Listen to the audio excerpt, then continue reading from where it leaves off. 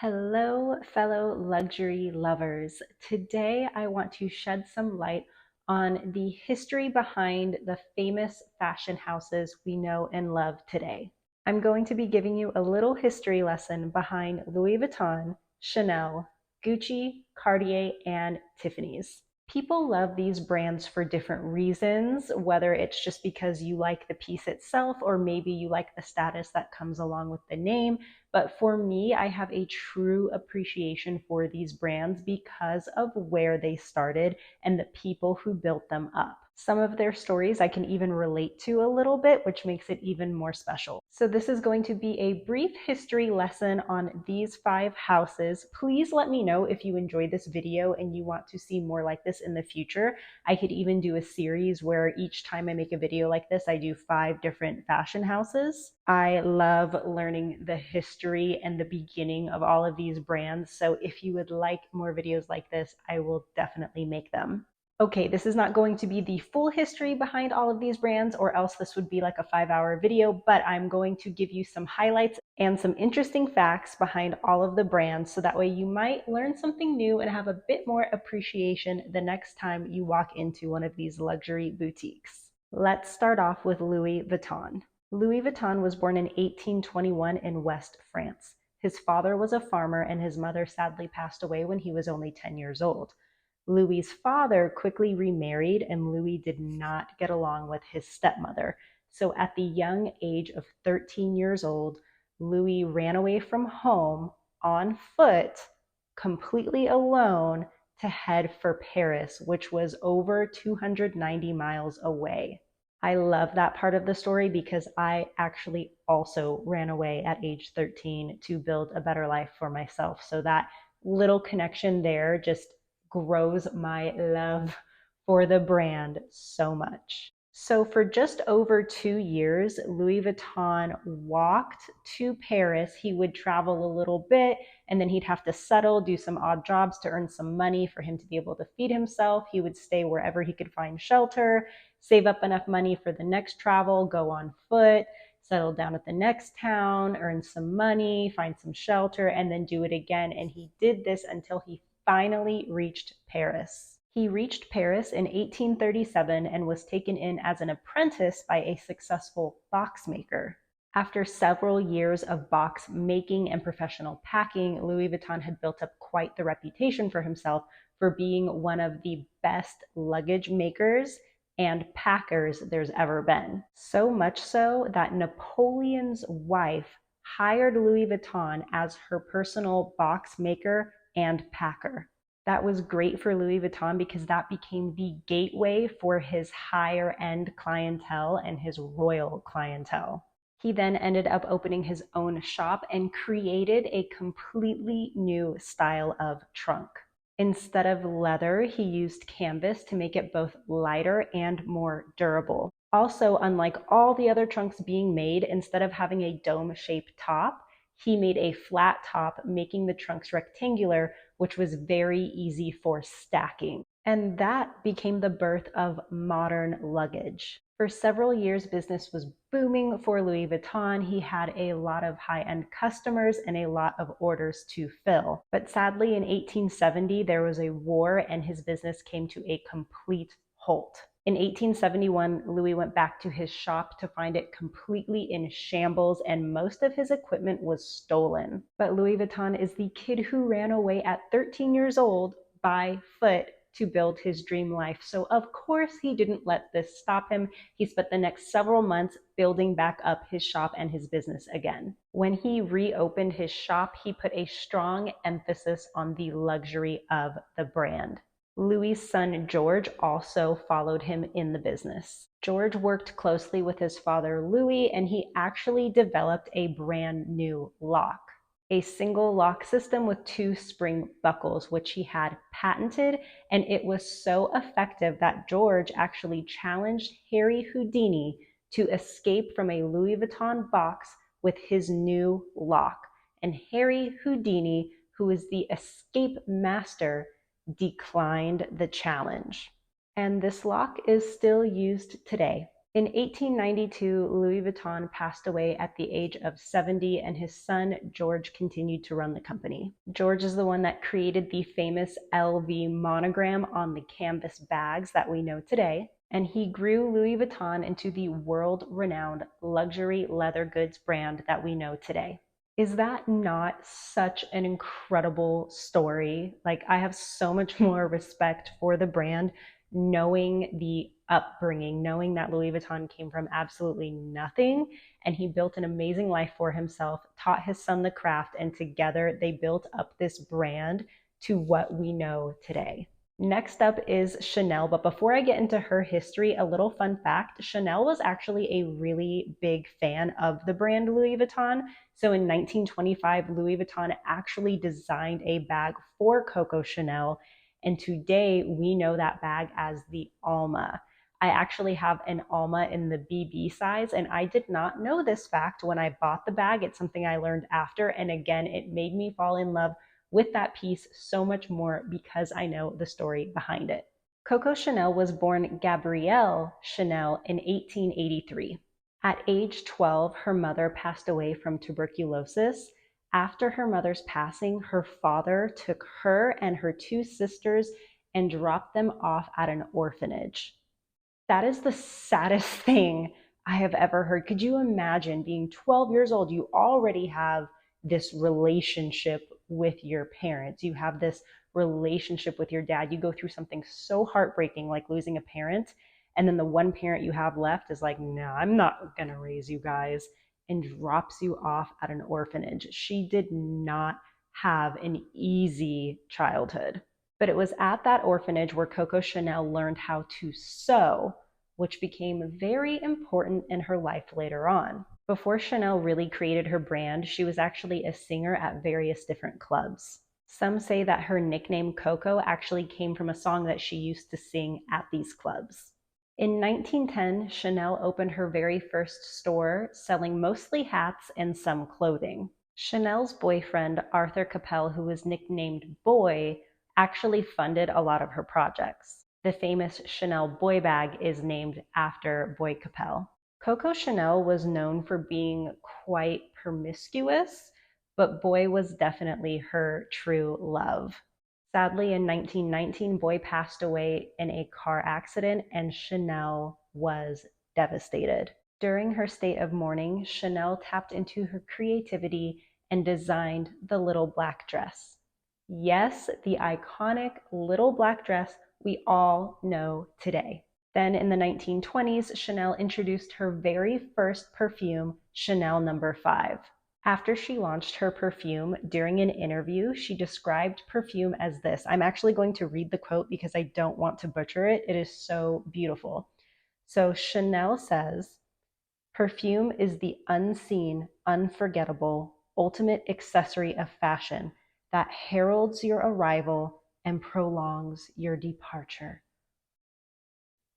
Talk about romanticizing perfume. Oh my gosh, it prolongs your departure because when you leave a room, that scent still lingers. How beautiful. You can really tell that she was very passionate about this project.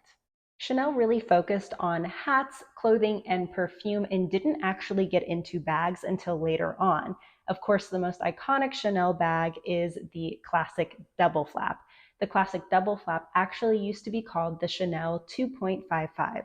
The name Chanel 2.55 came because she created it in February 1955, so it's named after the date it was created.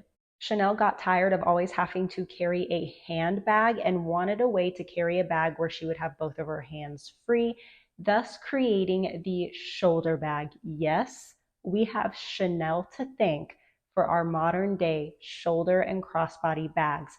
Up until she made this bag famous, it was considered very unladylike for a woman to carry her bag in any other way other than in her hand. Two of the most iconic qualities of the Chanel Classic Flap that we know and love today is from the original design, where there is a little pouch fit for one lipstick, and there's also a secret pocket where Chanel used to store all of her love letters. In 1939, Chanel closed down her business with the outbreak of World War II. Apparently, Coco Chanel hooked up with this German diplomat, and people started calling her a Nazi spy, and it ruined her reputation. So even after the war, it took her a while to build back up her business. And it wasn't until 1954 that she slowly started building her business and reputation again. It was then that she created the iconic Chanel suit, and after that, the brand quickly took off again. So from an orphaned little girl to a huge fashion icon, Chanel truly created her own success. Makes you look at a Chanel bag a little bit differently. It makes you have more appreciation for everything that she created. Next, let's talk about Gucci. Now, a lot of us know some history about Gucci because of the movie, The House of Gucci, but The House of Gucci doesn't really talk about the original founder, Guccio Gucci. Guccio Gucci was born in 1881. In 1897, he worked as a bellhop in a high-end hotel. There, he met a lot of really wealthy travelers where he began to start studying their preference in design, quality, fabrics, and all of their travel needs. He later worked for a rail company specializing in upscale travel. There, he was able to learn even more about luxurious traveling lifestyles. After that, he worked for a fine luggage company, and then in 1921, he opened up his very own shop. The shop started off selling imported luggage, and eventually he started designing his very own luggage. He hired craftsmen to make the leather goods that he designed for him. In 1935, there was a trade embargo on Italy, and leather became very scarce, forcing Guccio to figure out how to make these items without leather. He focused on wicker, wood, linen, and canvas. He was very successful in using these alternative materials, and in 1937, he started making handbags. Guccio's wife and children all worked in his workshop with him, and his son Aldo is who convinced him to start opening up more locations. The Gucci brand continued to thrive, and in 1953, Guccio passed away. The Gucci brand was run by his children successfully until 1969. That's when all of the drama started. Multiple family feuds between Guccio's children broke out, and the feuds continued even after his grandson, Maurizio Gucci, took over as the majority stakeholder. When Maurizio inherited the Gucci brand, it did well for a while and then eventually started losing money again.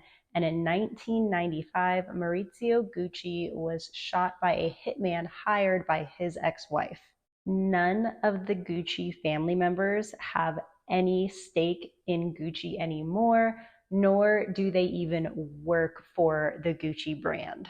Talk about drama. I mean, the beginning of the Gucci brand, again, is amazing. It's a boy who wanted to learn a craft and taught himself, was an apprentice for a little bit, opened up a store, got his family involved, built up this brand. Sadly, when he passed, family feuds started, and the feuds got so bad that there was an actual murder, and now none of the family owns Gucci anymore. That is pretty crazy. However, a lot of the iconic Gucci designs are still made by Gucci today. Now let's learn about a couple of jewelry brands, starting with the famous Cartier. Louis Cartier founded Cartier in Paris in 1847. In 1874, Louis Cartier's son, Alfred, took over the company, but it was actually Alfred's son, Pierre, so the grandson of Louis Cartier, who really made the most impact in the brand. Pierre opened a Cartier branch in 1909 in New York City, but he didn't move to New York City until 1917. In 1917, he bought a mansion from Morton Plant, who was the son of the railroad tycoon Henry Plant. Guess how much he bought this mansion for? $100 in cash and a double-stranded natural pearl necklace valued at $1 million. He traded a mansion for $100 cash and $1 million pearl necklace. That is insane. Cartier was known for working with Grace Kelly, Kate Middleton, and Elizabeth Taylor. The most famous Cartier diamond is the Hope Diamond. Yes, the famous Hope Diamond, which Pierre Cartier owned until the early 1900s. In 1911, Pierre sold the Hope Diamond to Evelyn McLean. In 1949, the Hope Diamond was bought by Harry Winston and then later donated to the Smithsonian Museum. I like the story of Cartier because it wasn't necessarily Pierre who created the brand. It was his grandfather, and then it was taken over by his father. But Pierre was the one that really revolutionized the brand and turned it into the iconic Cartier brand that we know and appreciate today. Now let's talk about Tiffany's. Charles Louis Tiffany was born in 1812 in Connecticut. In 1837, with a $1,000 loan from his dad, Charles Tiffany set up a store with his friend John Young. They opened the store in New York City and they called it a fancy goods store. Yes, a fancy goods store. They sold glass, porcelain, and jewelry. They became the first American company to adopt the British standard of using metal that was at least 92% pure. Tiffany's won the grand prize for silver craftsmanship in 1867. In 1878, Tiffany's acquired the famous Tiffany diamond. This yellow diamond was acquired at 287 carats. 287 carats. That's huge. It was later cut down to 128 carats and polished. The diamond was famously set into a necklace and worn by Audrey Hepburn for the publicity photos for breakfast at Tiffany's. The Tiffany diamond is still owned by the Tiffany Company and it remains in the New York flagship store. Charles Tiffany is also known for buying 1/3 of the French crown jewels, giving him the nickname the King of Diamonds. Tiffany's is known for having the most spectacular gemstones in their jewelry. And even today, Tiffany's gemologists travel the world looking for the most spectacular gemstones to be used in their jewelry. Two high school friends opened up a fancy goods store together and look at what happened. Look at what it has turned into. These stories are just so inspirational and they're just so amazing. They give me so much appreciation for the brand and the fact that these brands were established so long ago. And while they may be under new ownership, they are still so iconic today. I hope you enjoyed this little history lesson. And if you happen to own anything by any of these brands, I hope it gives you a little more appreciation for that piece. Please don't forget to subscribe to my channel. It means so much to me. I hope you enjoyed this video and I will see you in the next one. Bye.